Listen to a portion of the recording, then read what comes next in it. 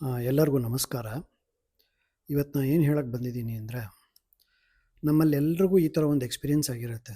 ಏನಪ್ಪ ಅಂದರೆ, ಎಷ್ಟೊಂದು ಜನ ಮನೆಯಲ್ಲೇ ದೇವ್ರಿಗೆ ಬೇಡ್ಕೋಬೋದು, ಅಥವಾ ದೇವಸ್ಥಾನಕ್ಕೆ ಹೋಗಿ ಬೇಡ್ಕೋಬೋದು, ಅಥವಾ ಎಲ್ಲೂ ಹೋಗದೆ ಮನೇಲೇ ಕೂತ್ಕೊಂಡು ಬೇಡ್ಕೋಬೋದು ದೇವ್ರಿಗೆ, ನನಗೆ ಇದನ್ನು ಕರುಣಿಸಪ್ಪ, ಅದನ್ನು ಕರುಣಿಸಪ್ಪ ಅಂತ. ಆದರೆ ದೇವ್ರು ನೋಡಿ ಕೆಲವೊಮ್ಮೆ ಯಾವುದೂ ಕರುಣಿಸಲ್ಲ. ಯಾಕೆಂದರೆ ಅವನಿಗೆ ಗೊತ್ತಿರುತ್ತೆ ಯಾವುದನ್ನು ಯಾರಿಗೆ ಯಾವತ್ತು ಯಾವಾಗ ಕರುಣಿಸಬೇಕು ಅಂತ. ನೋಡಿ, ಒಂದು ಎಕ್ಸಾಂಪಲ್, ಮೊನ್ನೆ ಆದ ಏರ್‌ಕ್ರಾಫ್ಟ್ ದುರಂತದಲ್ಲಿ, ಏರ್ ಇಂಡಿಯಾ ಕ್ರಾಫ್ಟ್ ಅಹಮದಾಬಾದಲ್ಲಿ ಬಿದ್ದು ದುರಂತ ಆಯ್ತಲ್ಲ. ಆ ಒಂದು ಏರ್‌ಕ್ರಾಫ್ಟ್‌ಗೆ ಒಂದು ಭೂಮಿ ಚೌಹಾನ್ ಅಂತ ಒಂದು ಮಹಿಳೆ ಏರ್‌ಪೋರ್ಟಿಗೆ ಹೋಗಿ ಅದನ್ನ ಕ್ಯಾಚ್ ಮಾಡಬೇಕಿತ್ತು. ಆದರೆ ನೋಡಿ, ಕಾರಣಾಂತರ ಅನ್ನೋಕ್ಕಿಂತ ಟ್ರಾಫಿಕ್ಕು ಏನೋ ಒಟ್ಟಲ್ಲಿ ಎಂಥೋ ಒಂದು ಕಾರಣದಿಂದ ಆ ಮಹಿಳೆ ಹೋಗಿ ಆ ಏರ್‌ಕ್ರಾಫ್ಟ್‌ಗೆ ಹೋಗೋಕ್ಕಾಗಲಿಲ್ಲ, ಟ್ರಾವೆಲ್ ಮಾಡೋಕ್ಕಾಗಲಿಲ್ಲ.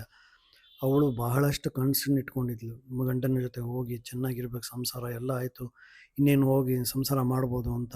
ಆದರೆ ನೋಡಿ, ದೇವರ ಇಚ್ಛೆನೇ ಬೇರೆ.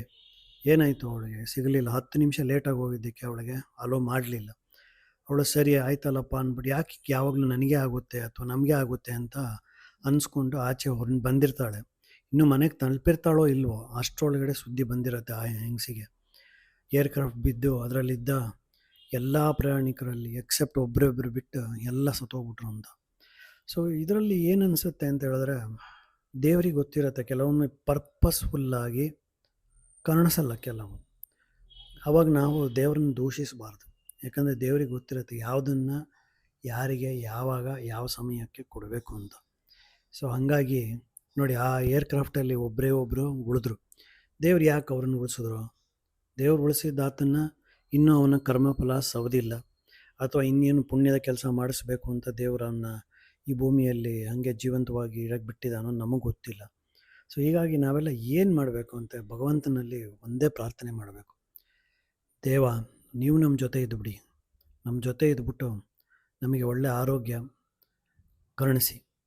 ನಾವು ಏನು ಬೇಡ್ಕೋಬೇಕಂತಿರ್ತೀವಲ್ಲ, ದೇವರೇ ನಮ್ಮ ಜೊತೆ ಇದ್ದರೆ ಅದನ್ನು ಅವನು ತಾನೇ ಕೊಡ್ತಾನೆ.